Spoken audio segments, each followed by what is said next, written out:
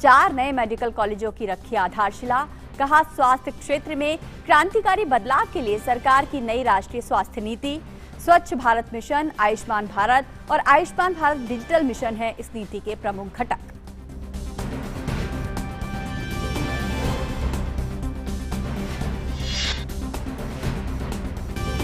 पश्चिम बंगाल में 3 और ओडिशा में 1 विधानसभा सीट उपचुनाव के लिए मतदान जारी। भवानीपुर में 12 बजे तक 30% मतदान। बंगाल की मुख्यमंत्री ममता बनर्जी भवानीपुर से लड़ रही हैं चुनाव। इस साल की शुरुआत में हुए पश्चिम बंगाल विधानसभा चुनाव में ममता नंदीग्राम में हार गई थी चुनाव।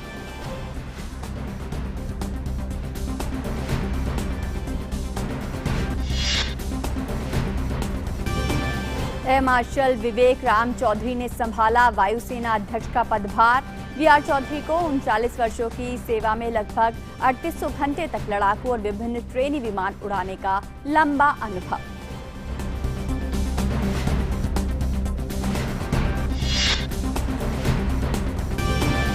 भारत सफलतापूर्वक लड़ रहा है कोरोना के खिलाफ जंग। भारत में सक्रिय मामले मार्च 2020 के बाद सबसे कम, 0.82% मामले। वहीं कोरोना टीकाकरण भी तेज गति से जारी। देश भर में अब तक लगाए गए 88 करोड़ से अधिक टीके।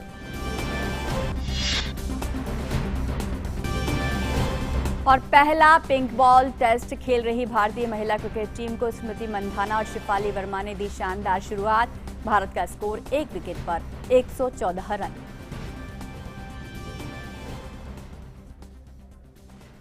और सबसे पहले बड़ी खबर पर नजर डालते हैं।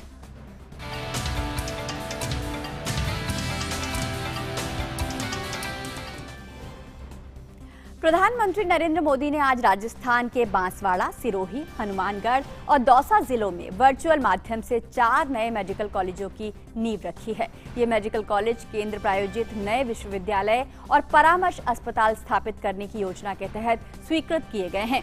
इस योजना के तहत पिछड़े और आकांक्षी जिलों को प्राथमिकता दी गई है। योजना के 3 चरणों में देश भर में 157 नए चिकित्सा महाविद्यालय स्वीकृत किए गए हैं। प्रधानमंत्री नरेंद्र मोदी ने जयपुर में पेट्रो रसायन प्रौद्योगिकी संस्थान का भी उद्घाटन किया। भारत सरकार ने राजस्थान सरकार के साथ सीपेट पेट्रो रसायन प्रौद्योगिकी संस्थान जयपुर की स्थापना की है। यह आत्मनिर्भर है और पेट्रो रसायन और संबद्ध उद्योगों की जरूरतों को पूरा करने के लिए समर्पित है। ये युवाओं को कुशल तकनीकी पेशेवर बनने के लिए शिक्षा प्रदान करेगा। इस अवसर पर प्रधानमंत्री ने कहा कि देश के स्वास्थ्य सेक्टर को ट्रांसफॉर्म करने के लिए एक राष्ट्रीय अप्रोच, एक नई राष्ट्रीय स्वास्थ्य नीति पर काम किया गया है। स्वच्छ भारत अभियान से लेकर आयुष्मान भारत और अब आयुष्मान भारत डिजिटल मिशन तक ऐसे अनेक प्रयास इसी का हिस्सा हैं। देश के स्वास्थ्य सेक्टर को ट्रांसफॉर्म करने के लिए हमने एक राष्ट्रीय अप्रोच, एक नई राष्ट्रीय स्वास्थ्य नीति पर काम किया। स्वच्छ भारत अभियान से लेकर आयुष्मान भारत और अब आयुष्मान भारत डिजिटल मिशन तक ऐसे अनेक प्रयास इसी का हिस्सा है। आयुष्मान भारत योजना से ही अभी तक राजस्थान के लगभग 3.5 लाख लोगों का मुफ्त इलाज हो चुका है। गांव देहात में स्वास्थ्य सुविधाओं को मजबूत करने वाले लगभग 2,500 हेल्थ एंड वेलनेस सेंटर आज राजस्थान में काम करना शुरू कर चुके हैं। प्रधानमंत्री ने आगे कहा कि आज हमें संतोष है कि 6 एम्स से आगे बढ़कर आज भारत 22 से ज्यादा एम्स के सशक्त नेटवर्क की तरफ आगे बढ़ रहा है। पिछले 6-7 सालों में 170 से ज्यादा नए मेडिकल कॉलेज भी तैयार हो चुके हैं और 100 से अधिक नए मेडिकल कॉलेज पर काम तेजी से चल रहा है। हम संतोष के साथ कह सकते हैं कि 6 एम्स से आगे बढ़कर आज भारत 22 से ज्यादा एम्स के सशक्त नेटवर्क की तरफ बढ़ रहा है। इन 6-7 सालों में 170 से अधिक नए मेडिकल कॉलेज तैयार हो चुके हैं और 100 से ज्यादा नए मेडिकल कॉलेज पर काम तेजी से चल रहा है। साल 2014 में देश में मेडिकल की अंडर ग्रेजुएट और पोस्ट ग्रेजुएट की कुल सीटें 82,000 के करीब थी। आज इनकी संख्या बढ़कर 1,40,000 सीट तक पहुंच रही है। प्रधानमंत्री ने यह भी कहा कि नई शिक्षा नीति के तहत चिकित्सा शिक्षा को अंग्रेजी के अलावा अन्य भाषाओं में भी सुलभ बनाया गया है। अब हर भारतीय, चाहे वह किसी भी क्षेत्र का क्यों ना हो, डॉक्टर बन सकता है। नई राष्ट्रीय शिक्षा नीति के तहत हिंदी और दूसरी भारतीय भाषाओं में मेडिकल की पढ़ाई का भी मार्ग बना है। राजस्थान के गांव की गरीब परिवार की माताओं ने अपनी संतानों के लिए जो सपने देखे हैं वो अब और आसानी से पूरे होंगे। गरीब का बेटा भी, गरीब की बेटी भी, जिसको अंग्रेजी स्कूल में पढ़ने का मौका नहीं मिला है, वो भी अब डॉक्टर बनकर के मानवता की सेवा करेगी। आवश्यक ये भी है कि मेडिकल शिक्षा से जुड़े अवसर समाज के हर हिस्से, हर वर्ग को समान रूप से मिले। प्रधानमंत्री ने कहा कि आजादी के इस अमृतकाल में उच्च स्तर का कौशल न सिर्फ भारत की ताकत बढ़ाएगा, बल्कि आत्मनिर्भर भारत के संकल्प को सिद्ध करने में भी बड़ी भूमिका निभाएगा। सबसे तेजी से विकसित हो रहे उद्योगों में से एक पेट्रोकेमिकल इंडस्ट्री के लिए स्किल मैन पावर की आज जरूरत है। आजादी के इस अमृत काल में उच्च स्तर का कौशल न सिर्फ भारत की ताकत बढ़ाएगा, बल्कि आत्मनिर्भर भारत के संकल्प को सिद्ध करने में भी बड़ी भूमिका निभाएगा। सबसे तेजी से विकसित हो रहे उद्योगों में से एक पेट्रोकेमिकल इंडस्ट्री के लिए स्किल मैन पावर आज की आवश्यकता है।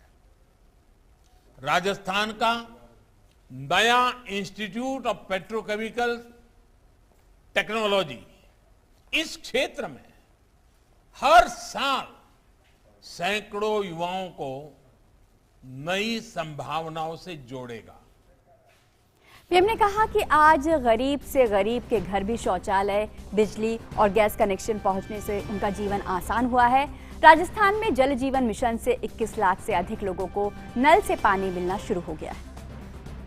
आज गरीब से गरीब के घर शौचालय, बिजली और गैस का कनेक्शन पहुंचने से जीवन बहुत आसान हुआ है। पीने का पानी तो राजस्थान में एक प्रकार से आए दिन माताओं बहनों के धैर्य की परीक्षा लेता है। आज जल जीवन मिशन के तहत राजस्थान के 21 लाख से अधिक परिवारों को पाइप से पानी पहुंचना शुरू हुआ है।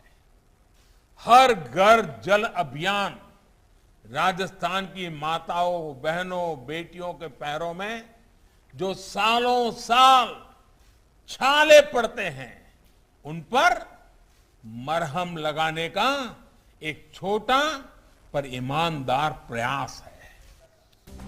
प्रधानमंत्री ने आज राजस्थान को दी है विकास की सौगात। और अब बात ताजा खबर की।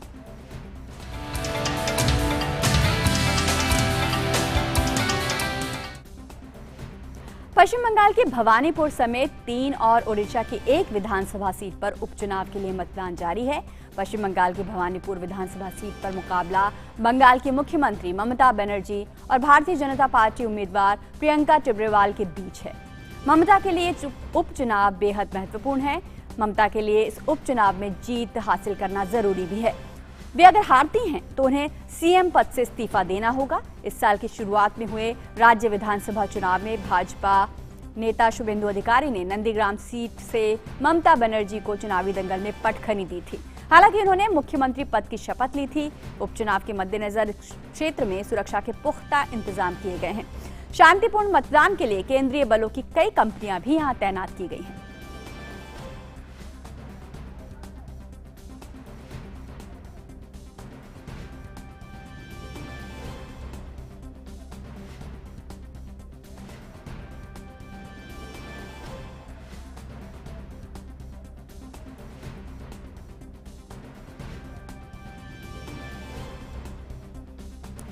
तो भवानीपुर विधानसभा सीट पर उपचुनाव के लिए ममता बनर्जी और प्रियंका टिब्रेबाल के बीच मुकाबला है और इस मुकाबले पर पूरे ही देश की नजर है। और यहां रुक रहे हैं एक छोटे से ब्रेक के लिए। आप देखते रहिए टीवी। देश के 80% से ज्यादा किसान ऐसे हैं जिनके पास 2 हेक्टेयर से भी कम जमीन है। पहले जो देश में नीतियां बनी उनमें इन छोटे किसानों को जितनी प्राथमिकता देनी चाहिए थी, उन पर जितना ध्यान केंद्रित करना चाहिए था, वो रह गया। अब देश में इन्हीं छोटे किसानों को ध्यान में रखते हुए कृषि सुधार किए जा रहे हैं, निर्णय लिए जा रहे हैं।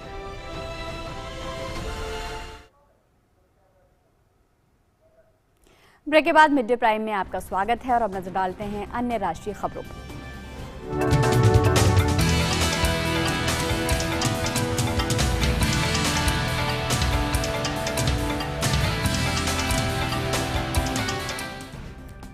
कोरोना संक्रमण के खिलाफ सरकार के सख्त कदमों की मदद से बेहतर नतीजे सामने आ रहे हैं। स्वास्थ्य और परिवार कल्याण मंत्रालय के अनुसार पिछले 24 घंटों में कोरोना के 23,529 नए मामले सामने आए हैं। वहीं 28,718 कोरोना मरीज ठीक भी हुए हैं। इसके बाद रिकवरी रेट बढ़कर देश में 97.85% हो गई है। वैक्सीनेशन की बात करें तो देश में कोरोना टीकाकरण अभियान सफलतापूर्वक सही दिशा में आगे बढ़ रहा है। राष्ट्रव्यापी टीकाकरण अभियान के अंतर्गत अब तक 88 करोड़ से अधिक टीके लगाए गए हैं। टीकाकरण अभियान के 257वें दिन 65,34,000 से ज्यादा टीकों की खुराकें दी जा चुकी हैं। और मुंबई में 4 अक्टूबर से कक्षा 8वीं से 12वीं के सभी स्कूल फिर से खुल जाएंगे। बीएमसी ने स्कूल खोलने का आदेश देते हुए कहा कि ऑनलाइन क्लास का विकल्प पहले की तरह जारी रहेगा। स्कूल शुरू होने से पहले शिक्षकों का RT-PCR टेस्ट किया जाएगा। प्रशासन ने शिक्षकों और विद्यार्थियों को सार्वजनिक यातायात से परहेज करने की सलाह भी दी है। और अब रुक करते हैं पंजाब का। पंजाब कांग्रेस में चल रहा घमासान थमने का नाम नहीं ले रहा है। नवजोत सिंह सिद्धू के प्रदेश अध्यक्ष पद से इस्तीफा देने के बाद उनके खेमे के नेताओं ने कांग्रेस आलाकमान को अल्टीमेटम दे दिया है। इस बीच खबर ये भी आ रही है कि सिद्धू आज दोपहर 3 बजे पंजाब के मुख्यमंत्री चरणजीत सिंह चन्नी से मुलाकात करने जा रहे हैं। और इस बीच सिद्धू ने ट्वीट करते हुए लिखा है कि मुख्यमंत्री ने मुझे बातचीत के लिए आमंत्रित किया है। आज दोपहर 3 बजे पंजाब भवन चंडीगढ़ पहुंचकर बात करेंगे। किसी भी चर्चा के लिए उनका स्वागत है।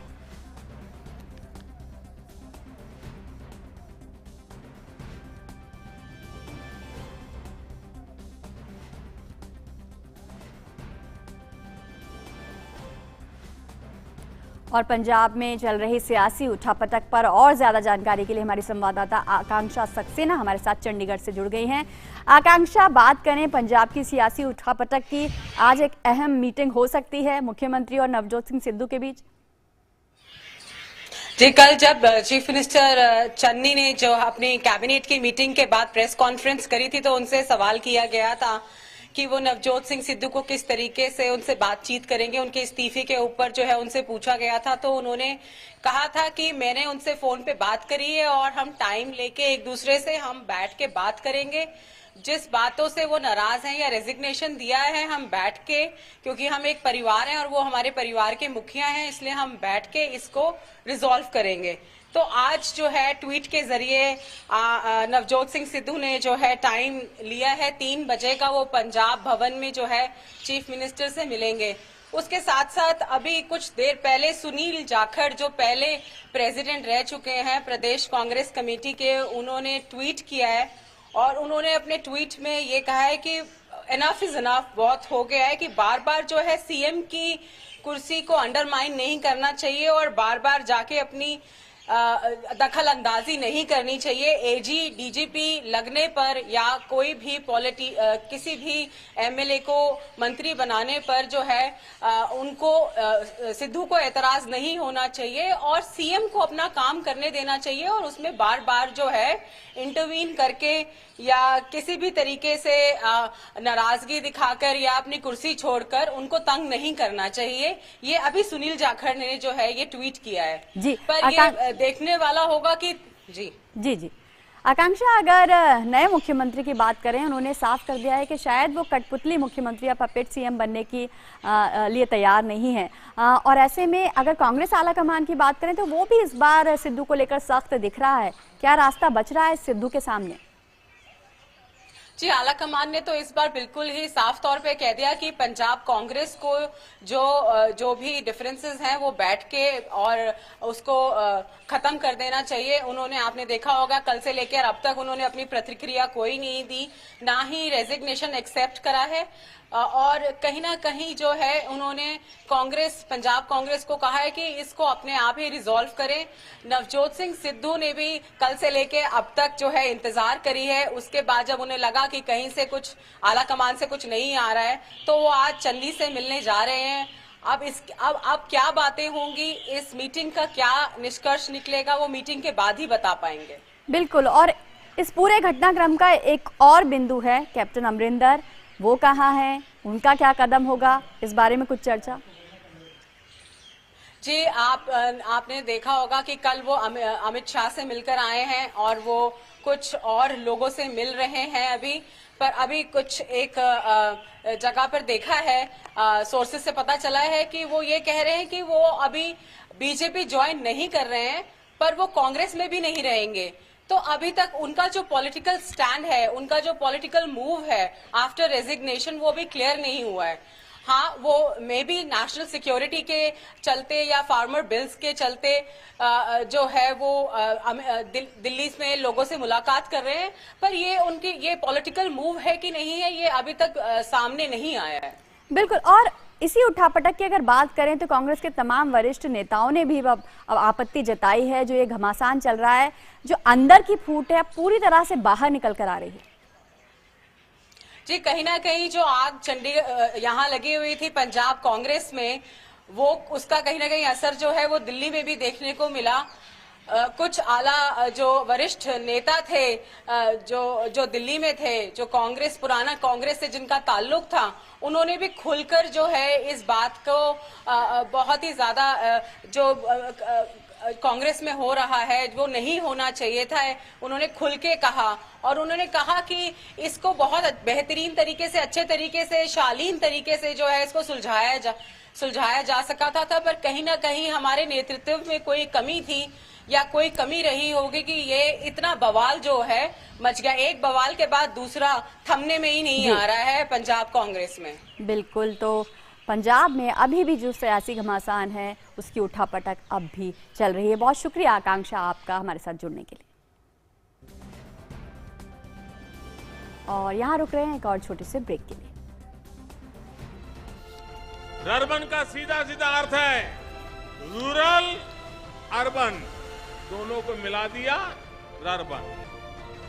ग्रामीण और शहरी दोनों को एक साथ मिला दिया, वो है रर्बन, जिसका मतलब है कि विकास ऐसा हो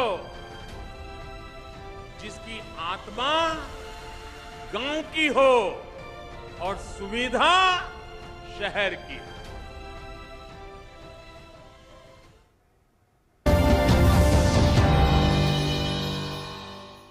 बाढ़ ने मचाई तबाही, गांव हुआ तहस-नहस, कई लोग बेघर।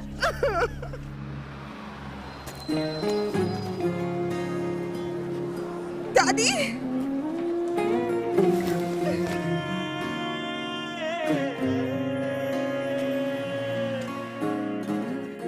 पहल करो, शुरुआत करो, जब करो तो पक्की बात करो। जब पैर तले से दिन गुजरे सर के ऊपर से रात चले, जब पैर तले से दिन गुजरे सर के ऊपर बरसे रात चले। तामीर करे नगरी नगरी जब कारीगर का हाथ चले।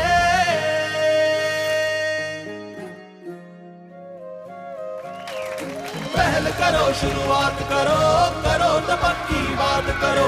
पहल करो शुरुआत करो, करो। वंडर सीमेंट, जब दिल में हो जज्बात तभी होती है एक परफेक्ट शुरुआत। Just look at it, sir. 0 to 100 in 5 seconds flat. Really? आपकी है? तुम्हें भी अपने बुढ़ापे में कॉम्प्रोमाइज नहीं करना है तो अभी से नेशनल पेंशन सिस्टम में इन्वेस्ट करो। नेशनल पेंशन सिस्टम ये 60 की उम्र तक पैसे बचाता और बढ़ाता है और फिर उन्हीं पैसों को हर महीने सैलरी की तरह आप तक पहुंचाया जाता है। 1800110708 और website www.pfrda.org.in। National pension system में इन्वेस्ट करने से टैक्स भी बचता है सर। National pension system.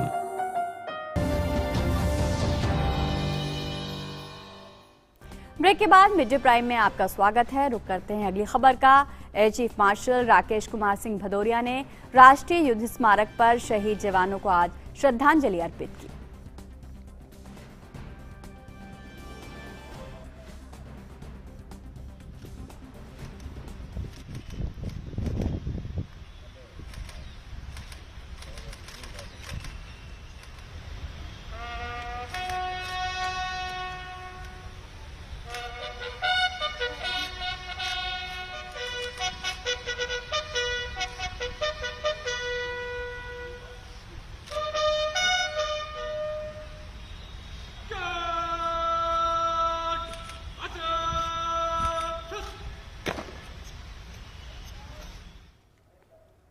आगे बढ़ते हैं। रक्षा अधिग्रहण परिषद ने आत्मनिर्भर भारत और मेक इन इंडिया अभियान को बढ़ाते हुए 13,165 करोड़ रुपए के सैन्य प्लेटफॉर्म और उपकरणों की खरीद के लिए मंजूरी दे दी है।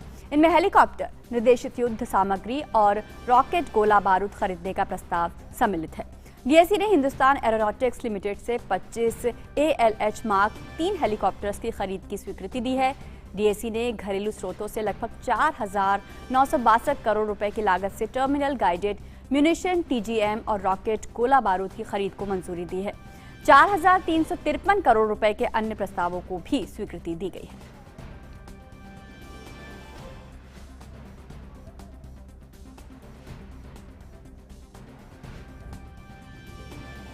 एनडीआरएफ ने नई दिल्ली स्थित राष्ट्रीय पुलिस स्मारक में कर्तव्य पथ पर सर्वोच्च बलिदान देने वाले अपने शहीदों को याद किया।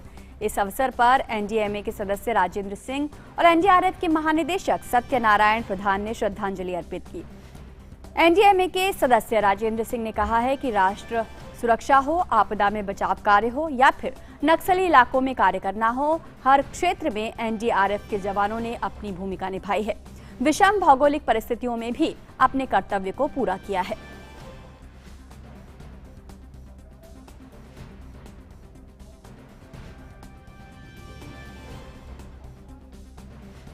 बलिदान के कारण ही आज सीमाओं की सुरक्षा हो, आंतरिक सुरक्षा हो, आतंकवाद से लड़ने की मुहिम हो, नक्सलवाद को से निपटने की तैयारी हो, विशिष्ट व्यक्तियों की सुरक्षा हो, औद्योगिक व महत्वपूर्ण प्रतिष्ठानों की सुरक्षा हो, हमारे बंदरगाह और एयरपोर्ट की सुरक्षा हो, साथ साथ आपदा बचाव कार्य हो, कानून व्यवस्था हो और बाहरी व आंतरिक सुरक्षा को बनाए रखने में इन्होंने अपना बहुत बड़ा योगदान दिया है।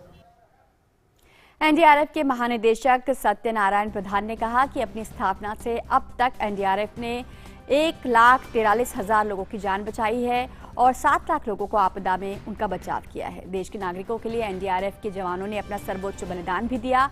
कोविड-19 की लहर के दौरान एनडीआरएफ ने अपना फर्ज भी पूरा किया है। कोविड के साथ साथ भयंकर बाढ़ व चक्रवात जैसे परिस्थितियों का सफलतापूर्वक सामना किया।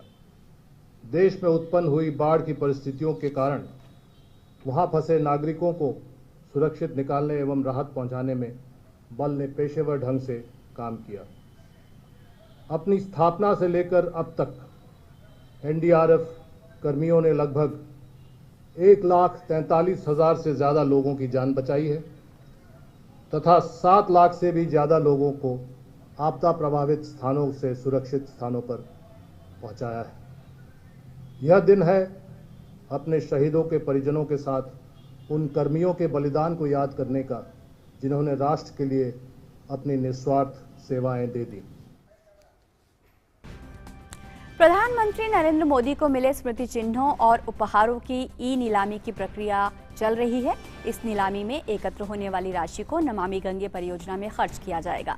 केंद्रीय जल शक्ति मंत्री प्रहलाद सिंह पटेल ने राष्ट्रीय आधुनिक कला गैलरी में रखे स्मृति चिन्हों का अवलोकन करते हुए कहा कि देश और विदेश में रहने वाले लोगों को इसमें ज्यादा से ज्यादा हिस्सेदारी लेनी चाहिए। गौरतलब है कि प्रधानमंत्री नरेंद्र मोदी को उपहार स्वरूप मिले सभी स्मृति चिन्हों को नीलाम कर एकत्र होने वाली राशि को समाज और देश के कल्याण में खर्च किया जाएगा।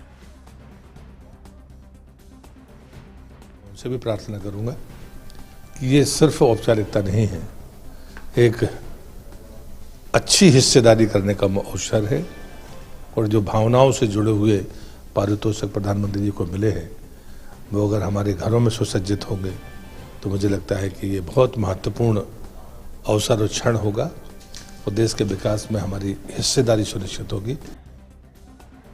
और देश में हो रहे तेजी से विकास और शहरीकरण के कारण इंसान और जानवरों दोनों के लिए संकट खड़ा हो गया है। शहरों के विस्तारीकरण और वनों की घटती सीमा के कारण जानवर अक्सर खाने की तलाश में शहरों में आ जाते हैं। सोशल मीडिया पर मुंबई में ऐसा ही एक वीडियो खूब वायरल हो रहा है। मुंबई के आर्य मिल कॉलोनी इलाके में बुधवार को शाम 7:45 पर एक तेंदुए ने एक 60 साल की महिला पर हमला बोल दिया।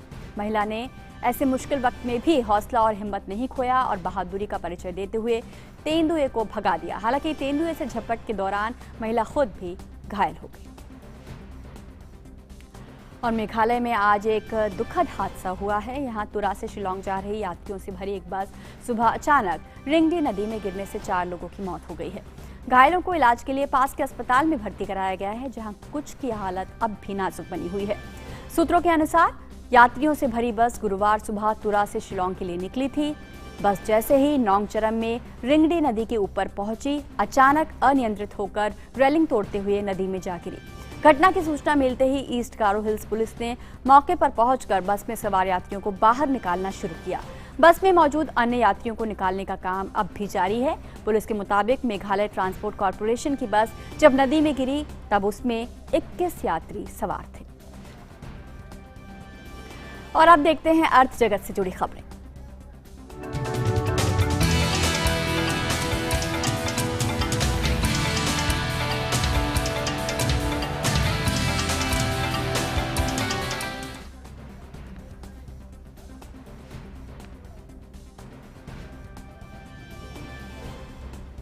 और व्यापार प्राइम लेकर आ गए हैं अजय मिश्र।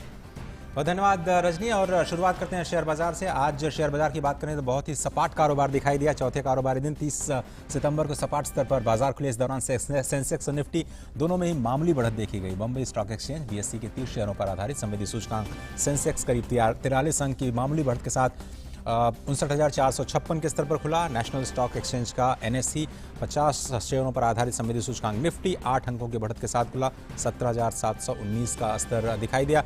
देखें इस वक्त तो जो फार्मा सेक्टर्स है वो थोड़ा सा मजबूत दिखाई दे रहे हैं और मामूली बढ़त के साथ कारोबार थोड़ा सा दबाव देखा जा रहा है। बजाज फाइनेंस, बजाज फिनसर्व, सन फार्मा, डॉक्टर रेड्डीज और ग्रासिम में इस वक्त बढ़त दिखाई दे रही है। वहीं इनऑल corporation, power grid, Asian paints में गिरावट का रुख है। थोड़ा सा असर जरूर दिख रहा है जो पेट्रोल और डीजल की कीमतों में बढ़ोतरी हुई है उसका पेट्रोलियम स्टॉक्स पर। और चीन में मैन्युफैक्चरिंग को झटका लगा है। जो सितंबर माह का जो परचेजिंग जो मैन्युफैक्चरिंग इंडेक्स होता है वो 49.6 दर्ज किया गया। दरअसल जुलाई में ये 50.4 पे था, अगस्त में और भी कम हुआ 50.1 पे आया और उसके बाद सितंबर में तो 50 से नीचे चला गया, यानी कॉन्ट्रैक्शन। तो हो क्या रहा है कि जो मैन्युफैक्चरिंग की मांग है पूरी दुनिया में चीन से वो गिर रही है और कोविड के बाद पहली बार ऐसा हुआ है कि वो 50 के नीचे यानी जो श्रिंक हुई है मैन्युफैक्चरिंग, वो एक बड़ी खबर है पूरी दुनिया के लिए। कल आउटेज की खबर आई। पावर सेक्टर में बड़ी परेशानियां चीन में दिख रही हैं। कई जगह बिजली जो पावर सेक्टर है उस पर दबाव पड़ने की वजह से जो बिजली है वो चली गई है, जिसका असर मैन्युफैक्चरिंग पर दिखाई दिया है। आगे भी ये कहा जा रहा है कि जो चीन का निर्यात है उसके मोर्चे पर झटका लगने वाला है। चीन इस वक्त भीषण ऊर्जा संकट के दौर से गुजर रहा है। आलम यह है कि देश में फैक्ट्रियों से लेकर के घरों तक की बिजली गायब है। चीन की ऊर्जा कंपनियों का कहना है कि समस्या आने वाले दिनों में भी जारी रह सकती है। दुनिया की सबसे बड़ी दूसरी सबसे अर्थव्यवस्था है जिसमें पावर कट्स का सिलसिला लगातार कुछ दिनों तक और चलेगा। इस बीच अमेरिकी क्रेडिट फर्म गोल्डमैन सैक्स ने पावर कट्स की वजह से चीन की आर्थिक विकास दर के अनुमान को भी घटाने का ऐलान किया है। इसके अलावा स्टैंडर्ड ऑफ पुअर ने भी चीन की विकास दर कम की है। माना जा रहा है कि अगर चीन को ये ऊर्जा संकट खत्म करना है तो उसे कुछ ऐसे कदम उठाने होंगे जिसका असर भारत समेत दूसरे देशों पर पड़ सकता है और इन देशों में भी ऊर्जा संकट का एक नया दौर शुरू होने की संभावना जताई जा रही है। काफ़ी मुश्किल समय चीन के लिए और उसके पीछे की बहुत और भी वजहें बताई जा रही हैं जिसका अभी फिलहाल हम जिक्र यहाँ पर नहीं कर सकते। और एक और बड़ी खबर है वित्त मंत्रालय से। Emergency credit line guarantee scheme जो कि कारोबारियों को दी जा रही थी कोविड से लड़ने के लिए, उसको अब मार्च 2022 तक बढ़ा दिया गया है। कोविड की परेशानी से लड़ने में मदद मिलेगी। दरअसल सरकार ने करीब 4.5 लाख करोड़ रुपए का कर्ज देने का फैसला लिया है। कोविड के दौरान अभी तक देखें सितंबर तक तो 2,86,000 करोड़ रुपए के कर्ज बांटे जा चुके हैं, लेकिन 4.5 लाख की जो सीमा रखी गई है जब तक वो पूरी नहीं होती है तब तक इसको एक्सटेंशन दिया गया। अगर मार्च से पहले ये सीमा पूरी हो जाती है तो ये स्कीम को एक्सटेंशन शायद न मिले, लेकिन सैंक्शन के बाद अच्छी खबर यह है कि जून 2022 तक लोगों को कर्ज यानी कारोबारियों को कर्ज मिलता रहेगा। दरअसल जो केवी कामत कमेटी की रिपोर्ट थी उसके बाद जो सेकेंड वेव थी उसके बाद 26 सेक्टर्स का चयन किया गया था जिसमें कोविड की परेशानियां पाई गई थी और वहां से बाहर निकलने के लिए इस स्पेशल स्कीम का ऐलान किया गया था जिसमें सरकार गारंटी देती है कारोबारी अगर कर्ज उठाते हैं। फिलहाल व्यापार प्राइम के आज की संग पर सिर्फ इतना है। वापस चलते हैं रजनी के पास बाकी खबरों के लिए। बहुत शुक्रिया अजय आपका। और अब बात उन खबरों की जो दुनिया भर में सुर्खियां बटोर रही हैं।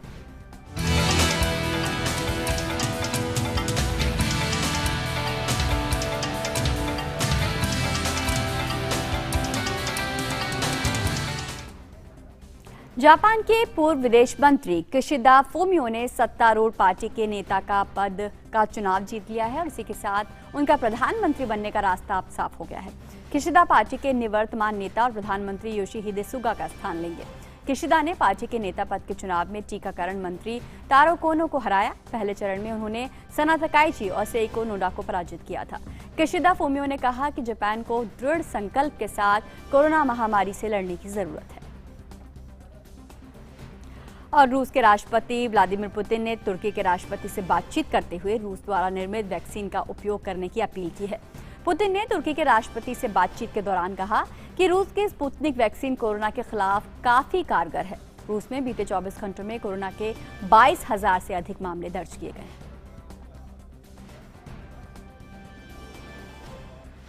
और यूरोपीय संघ की दवा नियामक एजेंसी सोमवार को फाइजर की कोविड बूस्टर वैक्सीन को मंजूरी देने पर फैसला लेगी। अमेरिका में कोरोना के डेल्टा वेरिएंट के मामलों में बढ़ोतरी के बीच खाद्य और औषधि प्रशासन ने पहले ही 65 वर्ष से अधिक और उच्च जोखिम वाले लोगों के लिए फाइजर कोविड बूस्टर डोज को अनुमति दी है। यूरोपीय संघ में 70% आबादी का टीकाकरण हो चुका है। और यहां रुक रहे हैं एक और छोटे से ब्रेक के लिए।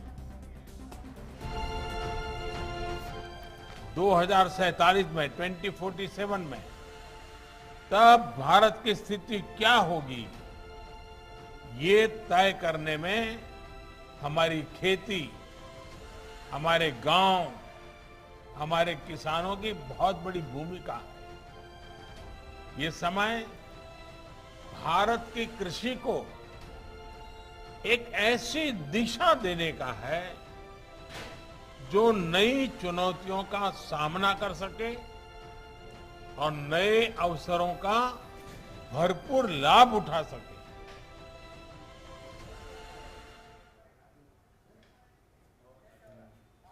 ब्रेक के बाद मिड डे प्राइम में आपका स्वागत है और आप देखते हैं खेल जगत की खबरें।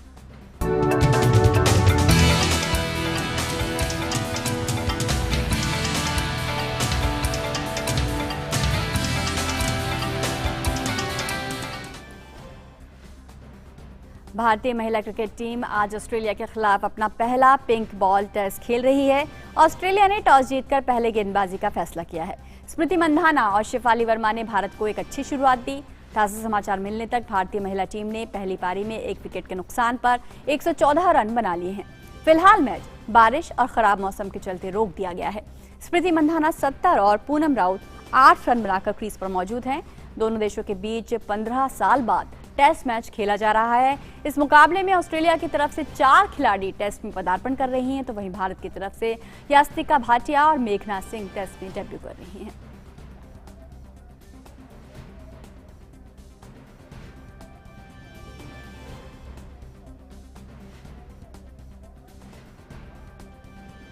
भारत और ऑस्ट्रेलिया के बीच टेस्ट मैच की शुरुआत हुई है। ज्यादा जानकारी के लिए गौरव हमारे साथ न्यूज रूम से जुड़ रहे हैं।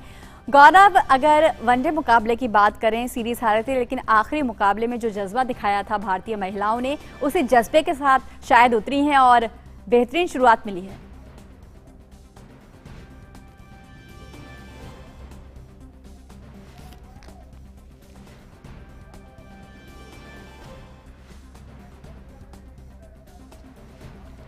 कोशिश करेंगे गौरव के पास दोबारा लौटने की और रुक करते हैं अगली खेल की खबर का। इंडियन प्रीमियर लीग में आज शीर्ष पर चल रही चेन्नई सुपर किंग्स का सामना लीग में आखिरी पायदान पर मौजूद सनराइजर्स हैदराबाद के साथ होगा।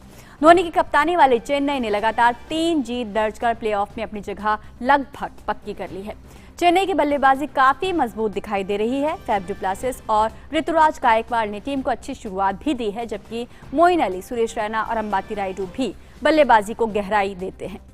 दूसरी तरफ सनराइजर्स हैदराबाद का इरादा पिछले मैच में मिली जीत की लय को बरकरार रखने का होगा। केन विलियमसन ने अर्धशतकीय पारी खेलकर हैदराबाद को लगातार 5 हार के बाद जीत दिलाई थी। और आईपीएल में रॉयल चैलेंजर्स बेंगलुरु ने राजस्थान रॉयल्स के साथ उन्हें 7 विकेट से मात दी है। पहले बल्लेबाजी करते हुए राजस्थान ने 20 ओवर में 9 विकेट के नुकसान पर 149 रन बनाए थे। जवाब में बेंगलोर की टीम 17.1 ओवर में 3 विकेट के नुकसान पर 153 रन बनाकर मैच अपने नाम करने में कामयाब रही। आरसीबी की ओर से ग्लेन मैक्सवेल ने तूफानी पारी खेली और 30 गेंदों पर 50 रन बनाकर वे नाबाद रहे। एस भरत ने 44 रन की पारी खेली, तो वहीं कप्तान कोहली ने 25 और पडिक्कल ने 22 रन बनाए। राजस्थान के लिए सलामी बल्लेबाज ल्यूइस ने 58 रन बनाए। इस जीत के साथ ही बेंगलोर के 11 मैचों के बाद अब 14 अंक हो गए हैं और टीम अंक तालिका में तीसरे नंबर पर है। वहीं हार से राजस्थान के लिए अब मुश्किलें बढ़ गई हैं। टीम के लिए प्लेऑफ का रास्ता और कठिन हो गया है और उसके 11 मैचों के बाद अब 8 अंक है। रुक करते हैं फुटबॉल के मैदान का। इंग्लिश क्लब मैनचेस्टर यूनाइटेड ने रोनाल्डो द्वारा मैच के आखिरी पलों में किए गए गोल की मदद से चैंपियंस लीग में विलारियल को 2-1 से पराजित कर दिया। लीग में मेन्यू की 2 मैचों में ये पहली जीत रही। पहले हाफ में कोई भी टीम गोल नहीं कर सकी। मैच के तीनों गोल दूसरे हाफ में ही देखने को मिले। 53वें मिनट में स्पेनिश क्लब विलारियल के पेको अल्कैसर ने गोल कर टीम को 1-0 से आगे कर दिया। हालांकि 7 मिनट बाद ही मैनचेस्टर यूनाइटेड के एलेक्स टेलेस ने ब्रूनो फर्नांडिस के पास पर गोल कर मुकाबले को बराबरी पर ला दिया। मैच के अतिरिक्त समय में रोनाल्डो ने लिंगर्ट के पास पर गोल कर गोल पोस्ट के करीब से गोल कर टीम को 2-1 की रोमांचक जीत दिला दी। और जर्मन क्लब बायर्न म्यूनिख ने अपने जीत के सिलसिले को बरकरार रखते हुए चैंपियंस लीग में डायनामो कीव पर 5-0 से जीत हासिल की है। जर्मन क्लब ने पूरे मैच के दौरान ही आक्रामक खेल दिखाया, जिसका उन्हें फायदा भी मिला। बायर्न के लिए स्टार स्ट्राइकर लेवेंडोव्स्की ने 12वें और 27वें मिनट में 2 गोल दागे।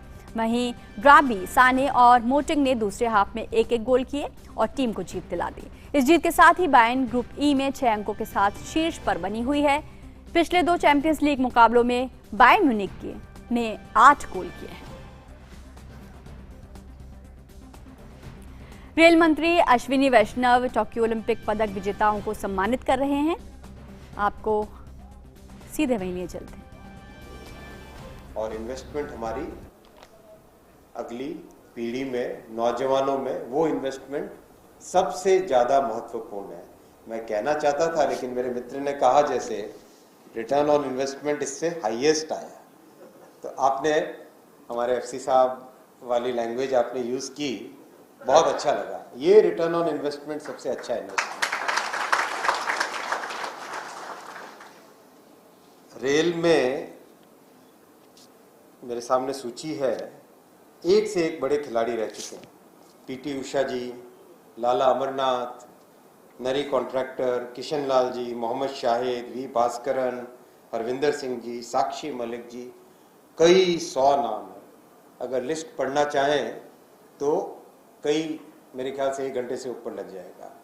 26 Padmashri, 7 major Dhyan Chand Khel Ratna, 10 Dronacharya award, 12 Dhyan Chand award, 168 Arjuna award. ये सब फीके पड़ जाते हैं, लेकिन इस बार के रिजल्ट से, जिसमें 2 सिल्वर ओलंपिक में, 1 ब्रॉन्ज और 1 ब्रॉन्ज टीम में, ये हमारे रेलवे का प्रदर्शन रहा इस बार। अति शानदार, बहुत ही अच्छा। साइकॉम मीराबाई चानू, आपने तो कमाल ही कर दिया। रवि कुमार, आपने कमाल ही कर दिया, जीत के जो आए आप। बजरंग भाई, अमित रोहिदास, नीलकांत शर्मा, हमारी हॉकी टीम के बच्चे हैं, आपने तो बिल्कुल एकदम अलग ही माहौल बना दिया।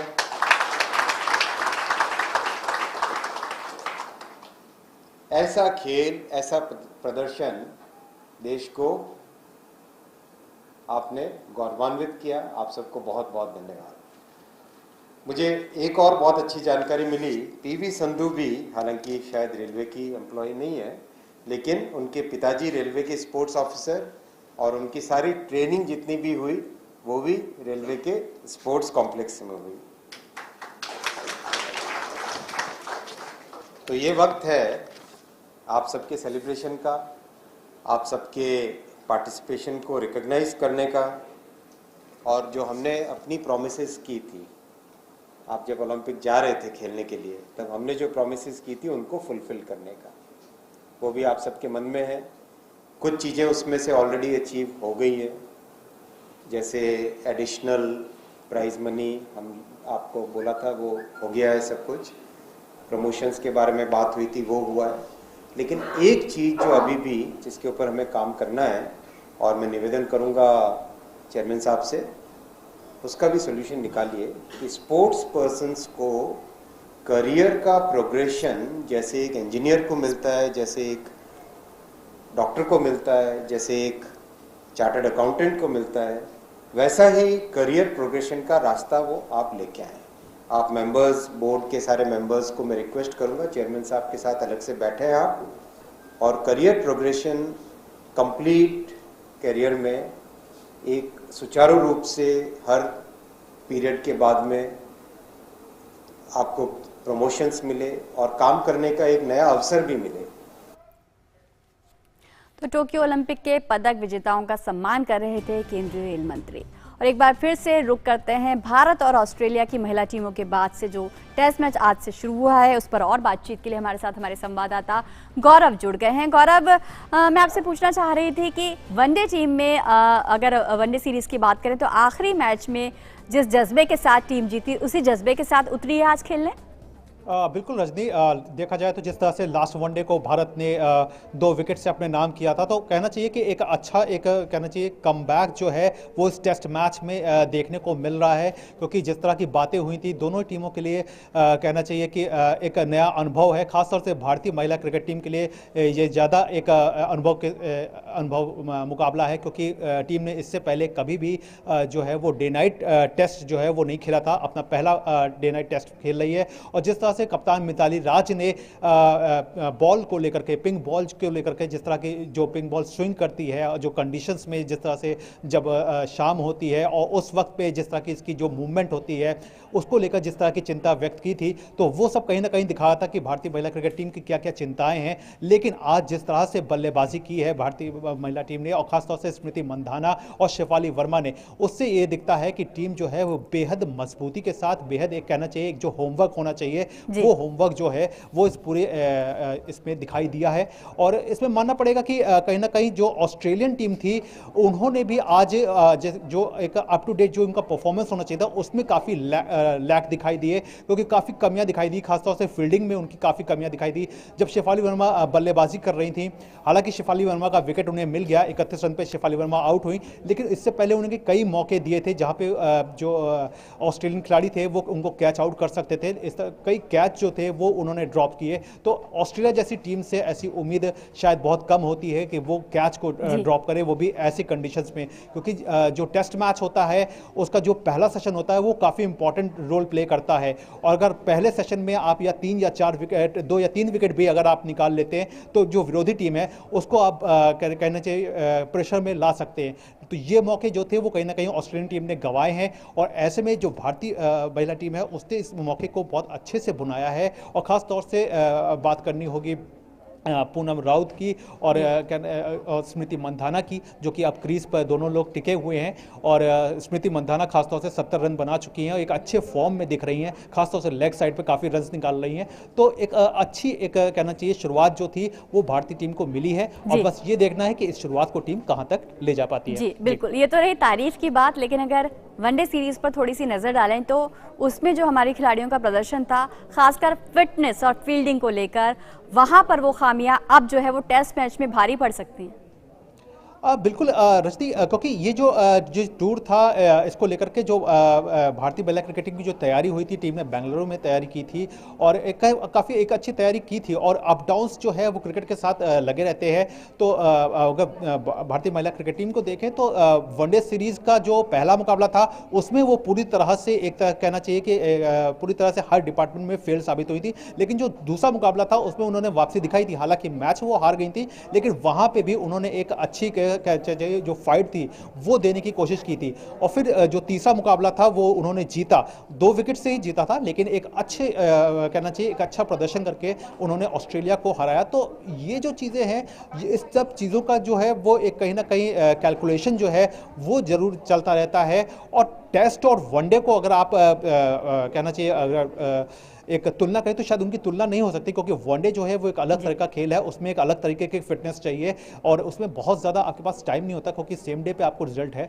जबकि टेस्ट मैच जो है यहाँ पे आपको 4 दिन मिले हुए हैं, और जब 4 दिन आपको खेलना है और आपको अपने उस हिसाब से अपने स्कोरिंग करनी है, किस हिसाब से आपको अपने जो है जो प्लेइंग 11 है वो किस हिसाब से लेना है, और किस तरह से आपको अपने स्कोर को हर सेशन वाइज आगे बढ़ाना है, या अगर आप फील्डिंग बॉलिंग कर रहे हैं तो कब आपको कौन से सेशन में कितने विकेट की जरूरत है, ये सब जो कैलकुलेशंस होता है, ये सब चीज़ें जो होती है वो डिफरेंशिएट कर देती हैं। तो मैं समझता हूँ कि ये जो टेस्ट मैच है फिलहाल अभी वो बारिश के चलते रुका हुआ है, खराब मौसम के चलते रुका हुआ है, लेकिन भारत ने एक अच्छी जो कहना चाहिए एक अच्छी पोजीशन बनाई हुई है। और टीम की जो कहना चाहिए जो अनुभवी खिलाड़ी हैं, खासतौर से मिताली राज और झूलन गोस्वामी, इन दोनों से काफ़ी ज़्यादा उम्मीदें रहने वाली हैं। क्योंकि रजनी आपको बता दूं कि ये जो टेस्ट मैच है ये भारत 2006 के बाद से कहना चाहिए ऑस्ट्रेलिया के अगेंस्ट में खेल रहा है। इंडिया और ऑस्ट्रेलिया दोनों जो वुमेन क्रिकेट टीम है उन्होंने लास्ट टाइम 2006 में खेला था, जिसके बाद से अब वो दोनों एक दूसरे के सामने हैं।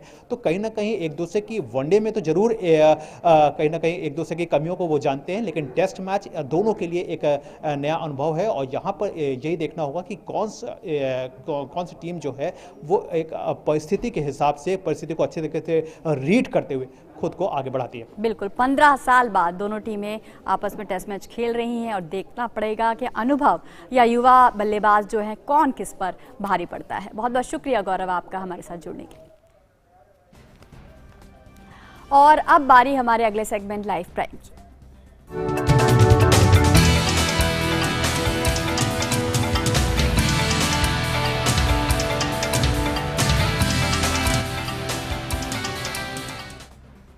केंद्र सरकार नुब्रा घाटी के तुर्तुक और अन्य दूर दराज के गांवों की सामाजिक और सांस्कृतिक कनेक्टिविटी पर जोर दे रही है। हमारी संवाददाता नंदिता डागर ने तुर्तुक का दौरा कर इस पहल का जायजा लिया। आइए देखते हैं ये खास रिपोर्ट।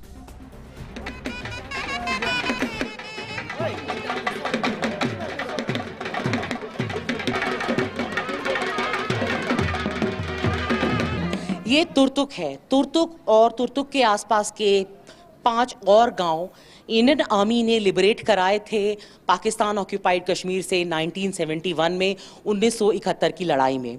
ये नुब्रा वैली के बाल्टी बोलने वाले गांव लद्दाख की दूसरी और रीजन से कल्चरली डिफरेंट हैं। ये 71 से इस हिंदुस्तान में पहुंचा। हाँ। तो इस खुशी में मना रहा है, इसको सब खुशी के साथ देखने के लिए आ रहा है जनाब। मोदी गवर्नमेंट जिसका फोकस रहा है नेशनल इंटीग्रेशन और सरदार पटेल का नारा एक भारत श्रेष्ठ भारत, मोदी गवर्नमेंट की कल्चर मिनिस्ट्री ने एक फेस्टिवल, कल्चरल फेस्टिवल यहाँ पर ऑर्गेनाइज किया है तुर्तुक में, जिसमें सिंगर्स और डांसर्स पूरे देश के अलग अलग हिस्सों से आए हैं और यहाँ पर अपना टैलेंट दिखा रहे हैं। सबसे पहले तो मैं तुर्तुक वैली का जो है बहुत दिल से शुक्र अदा करती हूँ कि उन्होंने यहाँ पे हमें बुलाया। मैं जो है हमारा पूरा ग्रुप जो हम कारगिल से आए हैं और यहाँ पे हमने कारगिल के मल्टी कल्चर को शो करने के आए हैं। कुछ महीने पहले तुर्तुक और उसके आसपास के 5 गांवों के सरपंचों ने प्रधानमंत्री मोदी को चिट्ठी लिखी थी कि एक ऐसा इवेंट ऑर्गेनाइज किया जाए जो सेलिब्रेट करे इन 5 गांवों के लिबरेशन को, इनकी आज़ादी को और भारत में इनके मिलने को। तो प्रधानमंत्री मोदी की कल्चर मिनिस्ट्री ने ये इवेंट ऑर्गेनाइज किया और यहाँ पर सॉन्ग एंड डांसेस ऑर्गेनाइज किए। यहाँ के जो रेजिडेंट्स हैं तुर्तुक और आसपास के गांव के, जैसे चुलुंका और त्याक्षी और थांग, वो हमें बताते हैं कि उन्होंने इससे बड़ा जलसा इससे पहले यहाँ कभी नहीं देखा और वो बड़ी शिद्दत से और बड़े जोश के साथ इन नाच और गानों में पार्टिसिपेट कर रहे हैं। वंस मोर के नारे लगा रहे हैं।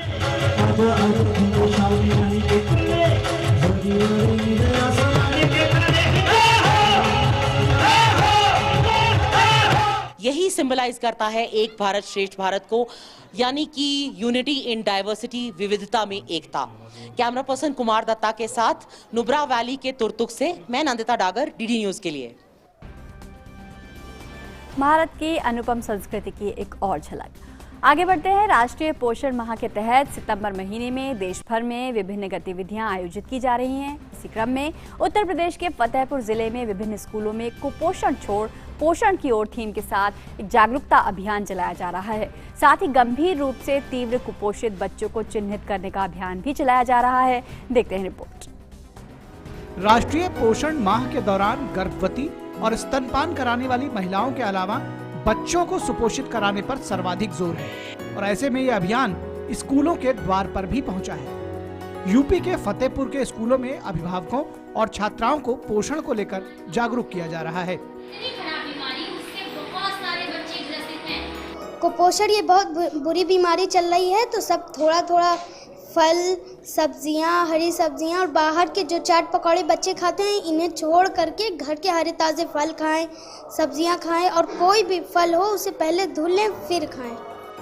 जिला प्रशासन की ओर से बताया गया कि अभियान के दौरान तीव्र रूप से कुपोषित बच्चों की पहचान कर उनका तुरंत इलाज कराने और उन्हें सुपोषित करने पर जोर दिया जा रहा है। इसके लिए ब्लॉक स्तर पर अधिकारी नामित कर इन बच्चों की मॉनिटरिंग भी की जा रही है। इसमें ज़्यादा से ज़्यादा, अधिक से अधिक हम लोगों का प्रयास रहता है कि हम मेजर आइडेंटिफिकेशन में किसी तरह की कमी ना हो, लॉजिस्टिक्स और इत्यादि में किसी तरह की कमी के कारण कोई भी जो सैम बच्चा है जिसको जिस तरह की जो सेहत की जो देखभाल और इत्यादि की जो आवश्यकता है उनकी, उससे वो आइडेंटिफिकेशन में हमारी कोई कमी ना हो जिससे कि उसको किसी प्रकार से वो लाभ से वो वंचित रह जाए। बच्चे देश का भविष्य है और ऐसे में उनका स्वस्थ होना बेहद जरूरी है। उम्मीद है कि पोषण अभियान के तहत कुपोषित बच्चों को चिन्हित कर उन्हें उचित पोषण पहुंचाया जा सकेगा। फतेहपुर से संदीप श्रीवास के साथ निखिल सिंह, डीडी न्यूज।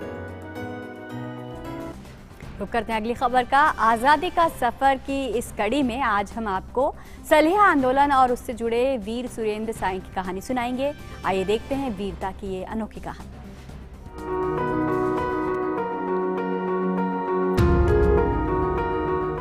30 सितंबर 1930 को सविनय अवज्ञा आंदोलन के दौरान खरियार स्टेट के लोग एकजुट हुए और काश्तकारों पर कर लगाने का विरोध किया।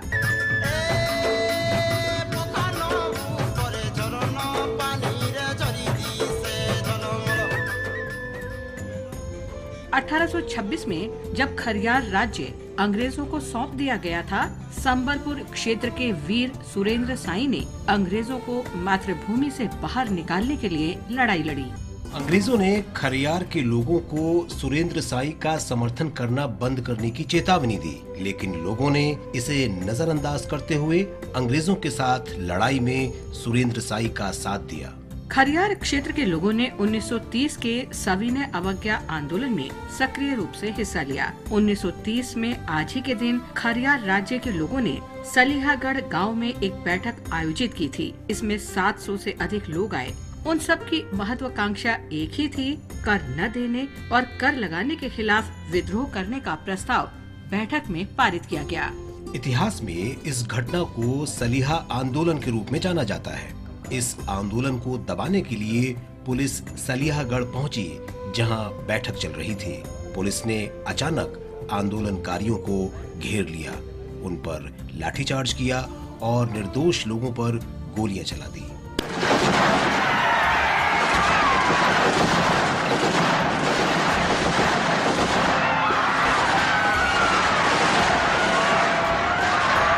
सलियागढ़ और आसपास के गांवों में केजूदास बाबा, रामलाल देवोंगन, गौड़ा राय जैसे नेताओं को गिरफ्तार कर लिया गया और उन्हें जेल ले जाया गया। कुछ की मौके पर ही मौत हो गई और कई अन्य घायल हो गए।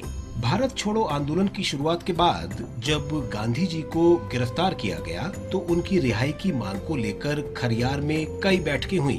खरियार में भारत छोड़ो आंदोलन उग्र रूप से चलाया गया था और ब्रिटिश राज के खिलाफ व्यापक विरोध प्रदर्शन किए गए।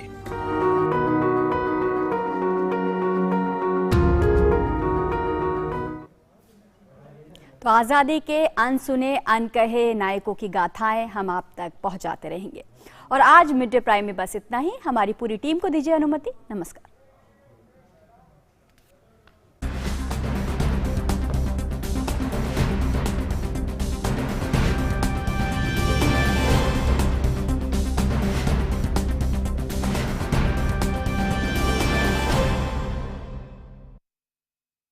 मिड